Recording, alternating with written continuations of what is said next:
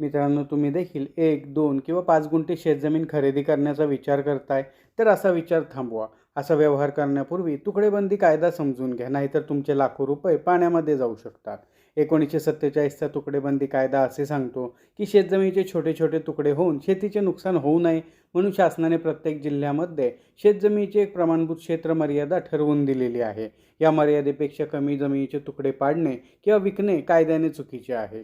मग आपल्या मनामध्ये एक प्रश्न असाही येणे साहजिक आहे, की कमी गुंठ्यांची जमीन खरेदी करता येते का? तर नक्कीच येते, परंतु काही अटींवर. पहिली अट म्हणजे जर ती जमीन येणे म्हणजेच नॉन ॲग्रिकल्चर किंवा अकृषक झालेली असेल, तर तुम्ही कितीही गुंठे घेऊ शकता.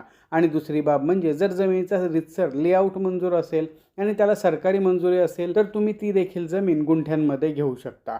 मग जर तुम्ही लेआउट नसलेली जमीन म्हणजे शेतजमीन 2-3 गुंठे गुंठेवारी पद्धतीने विकत घेतली, तर काय होईल? तर त्याचा खरेदीदस्त झाला तरी देखील सातबारावर नाव नोंदवले जात नाही, म्हणजेच अशा व्यवहाराचा फेरफार तयार होत नाही. असा व्यवहार कायद्यानुसार बेकायदेशीर ठरतो. म्हणूनच मित्रांनो, कमी गुंठ्यांची शेतजमीन घेताना ती एने आहे का किंवा मंजूर लेआउटमधील आहे का, हे अगोदर नक्कीच तपासा.